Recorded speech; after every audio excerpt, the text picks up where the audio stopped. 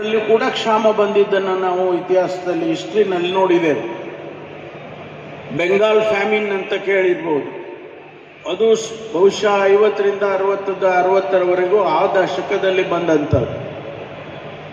ಸುಮಾರು 70-80ರವರೆಗೆ 1980ರ ಇಸವಿಯವರೆಗೆ ಭಾರತ ಆಹಾರ ಧಾನ್ಯಗಳ ಉತ್ಪಾದನೆ ಮಾಡುವ ಸಾಮರ್ಥ್ಯ ಕಡಿಮೆ ಇತ್ತು. ಹಾಗಾಗಿ ನಮಗೆ ಹೆಚ್ಚು ಆಹಾರ ಧಾನ್ಯ ಸಿಗ್ತಿರ್ಲಿಲ್ಲ. ಹಾಗಾಗಿ ಎಲ್ಲರಿಗೂ ಊಟ ಸಿಗ್ತಿರ್ಲಿಲ್ಲ.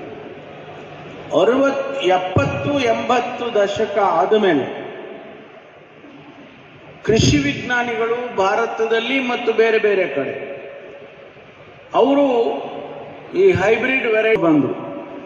ನಾವೇನು 3 ಕ್ವಿಂಟಾಲ್ ಎಕರೆಗೆ ರಾಗಿ ಬೆಳೀತಾ ಇದ್ದೋ ಅದು 20 ಕ್ವಿಂಟಾಲ್ ಆಗುವಂಥ ವೆರೈಟೀಸ್ಗಳನ್ನು ಹೈಬ್ರಿಡ್ನನ್ನು ತಗೊಂಡು ಬಂದರು. ಅದೇ ರೀತಿ ಭತ್ತ ಕೂಡ ಹೆಚ್ಚು ಪ್ರೊಡಕ್ಷನ್ ಆಗುವಂಥದ್ದು. ಹಾಗಾಗಿ ಭಾರತದಲ್ಲಿ ಫುಡ್ ಪ್ರೊಡಕ್ಷನ್ನು ಜಾಸ್ತಿ ಆಯಿತು. 80ರ ದಶಕದಲ್ಲಿ Bharat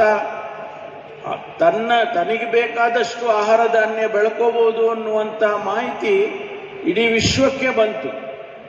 India was self sufficient in food grains ಅಂತ ಹೇಳಿ ಡಿಕ್ಲೇರ್ ಕೂಡ ಮಾಡ್ತಾರೆ. ಹಾಗಾಗಿ ಇವತ್ತಿನ ಪರಿಸ್ಥಿತಿಯಲ್ಲಿ ಅನೇಕ ಕ್ಷೇತ್ರಗಳಲ್ಲಿ ನಾವು ಮುಂದೆ ಇದ್ದೇವೆ.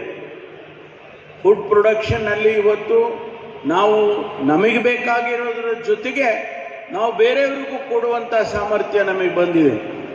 ಸಾಕಷ್ಟು ಅಕ್ಕಿ ಎಕ್ಸ್ಪೋರ್ಟ್ ಮಾಡ್ತೀವಿ, ಸಾಕಷ್ಟು ಗೋಧಿ ಎಕ್ಸ್ಪೋರ್ಟ್ ಮಾಡ್ತೀವಿ, ಸಕ್ಕರೆ ಎಕ್ಸ್ಪೋರ್ಟ್ ಮಾಡ್ತೀವಿ.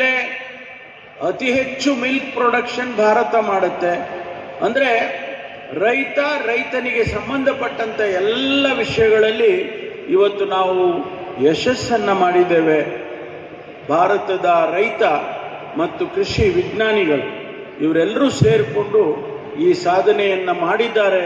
ಅದಕ್ಕಾಗಿ ನಾವು ಇವತ್ತು ಈ ಪರಿಸ್ಥಿತಿಯಲ್ಲಿ ನಾವು ಇದ್ದೇವೆ ಅನ್ನುವಂಥ ಮಾತನ್ನು ನಾನು ಈ ಸಂದರ್ಭದಲ್ಲಿ ಹೇಳಿ, ಈ ಒಂದು ಅಂತಾರಾಷ್ಟ್ರೀಯ ವಾಣಿಜ್ಯ ಮೇಳ ಯಶಸ್ಸಾಗಲಿ ಅಂತೇಳಿ ನಾನು ಹಾರೈಸ್ತೇನೆ.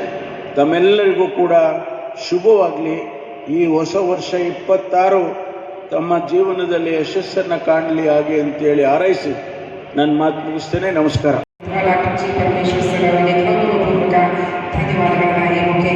ಮಾಹಿತಿಯನ್ನು ಒಳಗೊಂಡಂತಹ ಕರಪತ್ರ ಬಿಡುಗಡೆಗೆ ಸಜ್ಜಾಗಿದೆ. ಸಿರಿಧಾನ್ಯ ಮಾಹಿತಿಯ ಕರಪತ್ರ.